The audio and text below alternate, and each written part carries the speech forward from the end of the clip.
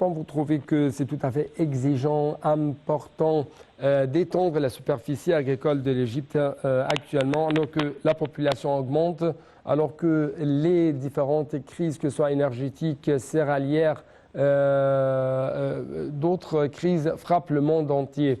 Donc, j'aimerais bien sûr écouter votre remarque, votre commentaire sur les efforts de l'État égyptien pour arriver à avoir de bonnes infrastructures pour ces projets agricoles à partir, ou plutôt partons par l'électricité, l'énergie, passons par les axes routiers, les stations de l'eau et les puits, jusqu'au système d'industrialisation, de commercialisation.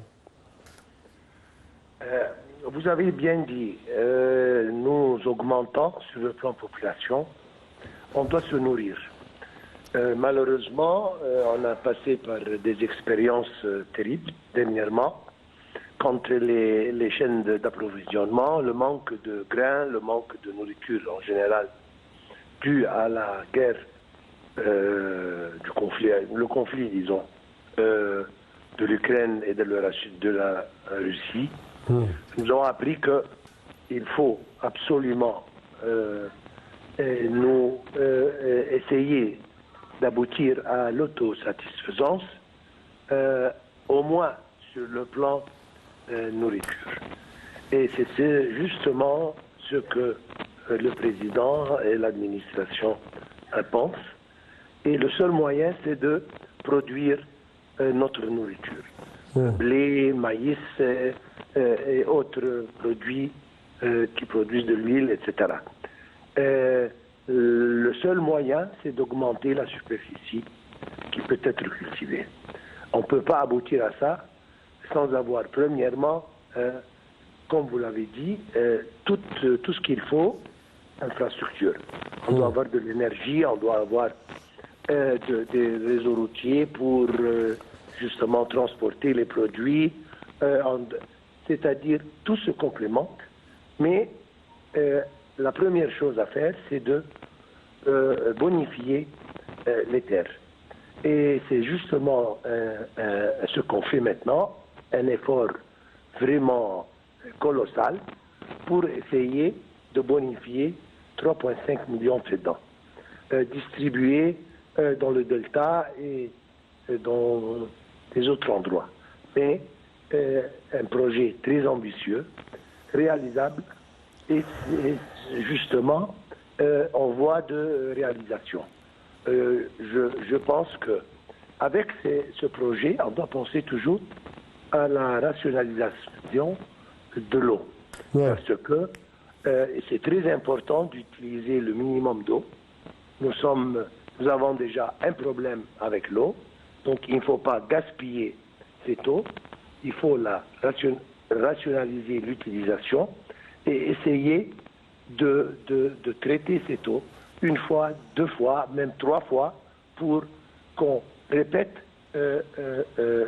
l'utilisation de la même quantité d'eau, pour justement ne pas utiliser la quantité d'eau qui nous vient, surtout que ça n'augmente pas, mais la population, d'autre part, augmente. Donc, je répète, c'est un projet vital, c'est un projet colossal, et c'est un projet très important pour tous les Égyptiens. Ouais.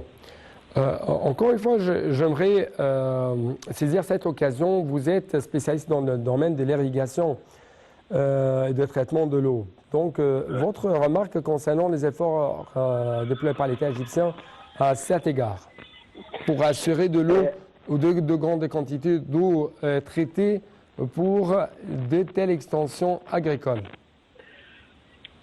Vous savez que 70% de la quantité d'eau disponible pour l'Égypte va pour l'irrigation. Consommation, utilisation, etc., etc.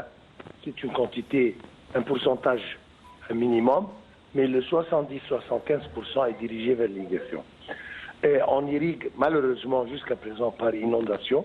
C'est une chose qui n'arrive pas dans un autre pays.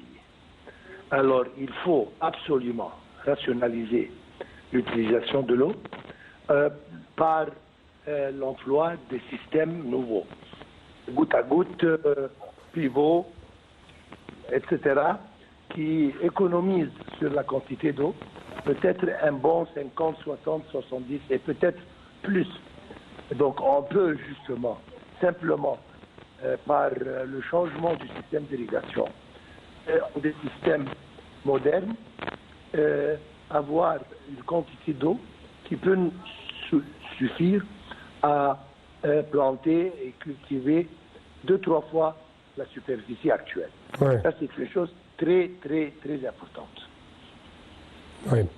Monsieur Gaouf Ghaffar, merci beaucoup pour cette intervention téléphonique, pour de telles explications de votre part, notamment en ce qui concerne les efforts égyptiens, afin de surmonter ce grand défi très sérieux pour le peuple et l'État égyptien.